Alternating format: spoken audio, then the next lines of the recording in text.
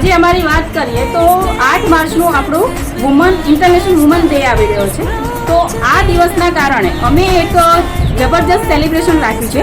એટલે કે my lifestyle કંપનીની અંદર જેટલી પણ વુમન છે, નાનાથી નાના લેવલથી લઈ અને મોટામાં મોટું જેટલું પણ લેવલ એચિવમેન્ટ કર્યું છે એનું અમે વીકેન્ડ સેલિબ્રેશન રાખ્યું છે. એટલે કે આજે 2 માર્ચથી લઈને 8 માર્ચ સુધીમાં જેટલી પણ વુમન્સ પોતાનું લેવલ ચેન્જ કરે છે અને માય લાઇફસ્ટાઇલની અંદર કંઈક નવું એચિવમેન્ટ કરે છે, એ દરેક સ્ત્રીનું, એ દરેક વુમન્સનું ઘરે જઈ અને બુકે, તાજ, શેસ અને કેકથી અમે એનું સ્વાગત કરીશું, સેલિબ્રેશન કરીશું. અને આ ખાલી સ્વાગત અને સેલિબ્રેશન નહીં, પણ એક સ્ત્રીનું એક સન્માન છે, એનું સ્વાભિમાનનું સન્માન છે કે એક સ્ત્રીએ પોતાની રીતે કામ કરી અને કંઈક મેળવ્યું છે. માય લાઇફસ્ટાઇલની અંદર પોતાનું એક લેવલ હાસિલ કર્યું છે.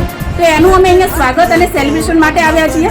એટલે આજે અમે આવ્યા છીએ રાધનપુરની અંદર મનુબા ગઢવીની ઘરે, જે ખુદ એક આંગણવાડી કાર્યકર હતા અને પોતાની જોબ સાથે સાથે આ બિઝનેસનું સ્ટાર્ટિંગ કર્યું હતું. અને આજે કંપનીનું 4થું લેવલ એટલે કે જેટીસી લેવલ ઝોનલ ટીમ કોર્ડિનેટર બન્યા છે.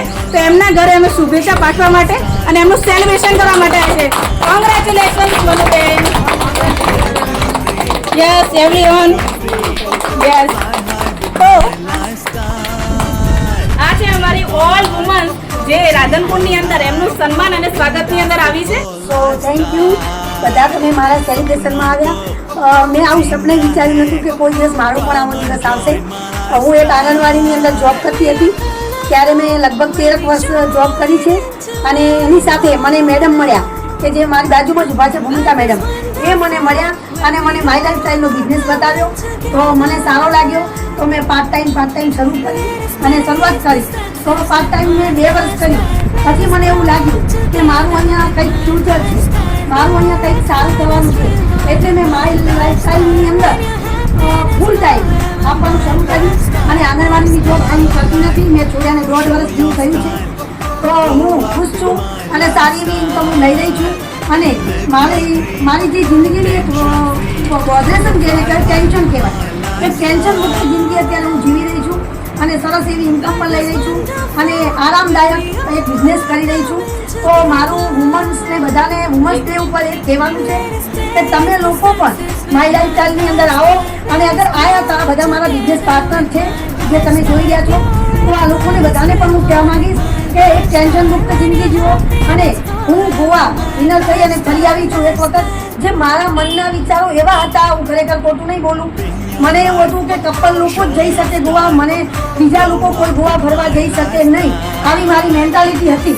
જે મને કહેવાનો મતલબ કે જે રેડકું કૂવામાં હોય છે તો એને દરિયો શું છે એ ખબર હોતી નથી. તો મારી સાથે પણ એક એવું જ હતું. તો મારી મેન્ટાલિટી એવી હતી કે બહાર ફરવા અમે ના જઈ શકીએ, રીચ મેન જઈ શકે, ઘણા પૈસાવાળા જઈ શકે, આપણે તો સપને આપણે ત્યાં જવાય જ નહીં. તો હું અહીંયા માય લાઇફસ્ટાઇલની અંદર આવી, ગોવા ફરી આવી, ગોકુળ, મથુરા, વૃંદાવન, આગ્રા જઈ આવી. 7 સ્ટાર હોટલની અંદર સુપરસ્ટાર ખાવા પીવાનું, રહેવાનું અને મેનેજમેન્ટ જોરદાર બધું એન્જોય કરીને આવી છું. અને નેક્સ્ટ હું મલેશિયા જઈ રહી છું.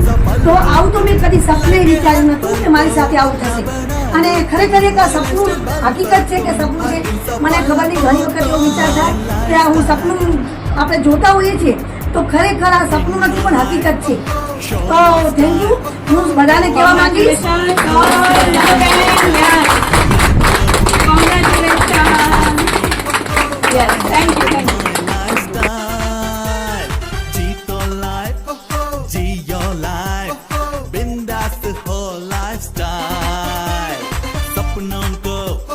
जीना है कॉमन जॉब